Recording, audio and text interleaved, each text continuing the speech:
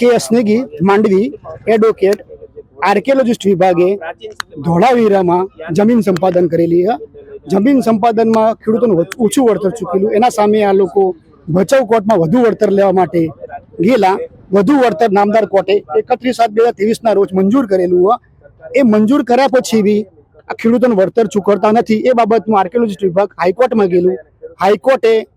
હાઈકોર્ટે આ લોકોને એમની તમે 2023-2025 આવેલા હો તો વળતર ખેડૂતોને કેમ નથી ચૂકવ્યું એ બાબતમાં 1 લાખ રૂપિયાની કોસ્ટ કરેલી છે।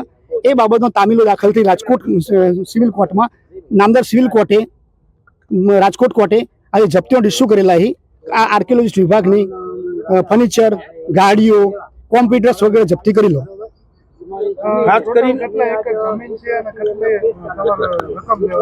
1,15 લાખ જેવી છે અને 125 એકર જમીન સંપાદન થયેલી। 9 કરોડ ખેડૂતો એમાં આજે એક ખેડૂત હાજર રહી। આજે એમની જપ્તી કરવાની છે, ફર્નિચર વગેરે, કોમ્પ્યુટર વગેરે જે કહીએ એમની જપ્તી કરવાની। આજે રાજકોટ કોર્ટમાંથી બેલીફ આવી રહ્યા છે અને એમની આગળની પ્રોસેસ કરશે એ લોકો। મારું ગામ ધોળાવીરા, મારું નામ રાજા દેવા રબારી। ત્યાં આપણી ધોળાવીરામાં જમી છે, એ જમી આપણી જપ્ત કરી છે, બરોબર। એના 20 વર્ષથી અમારો કેસ હાલે તો નહીં એનો કોઈ નિર્ણય આવ્યો, બરોબર।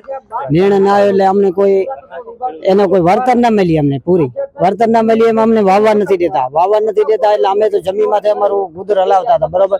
તો હાલમાં તો અમારે મજૂરી કરીને પાછા રાજકોટના અમારે ધક્કા ખાવા। હવે અમે ગરીબ માણસ કેટલા ધક્કા ખાઈ શકે? કઈ જગ્યાની જમીન શેના માટેની?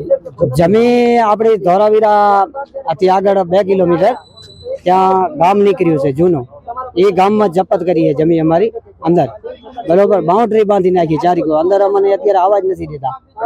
આજ 20 વર્ષથી અમને નથી વાવવા દેતા, બરોબર। અમે એમનો કોર્ટ કેસ કર્યો, કેસ અમે કોર્ટમાં જીતી ગયા, બરોબર। તો અમને કોઈ વળતર તો આપી નહીં હજી સુધી। તારીખ આજ તો અમારે ઓફિસ જ જપ્ત કરવાની છે, એવું છે એમને, બરોબર।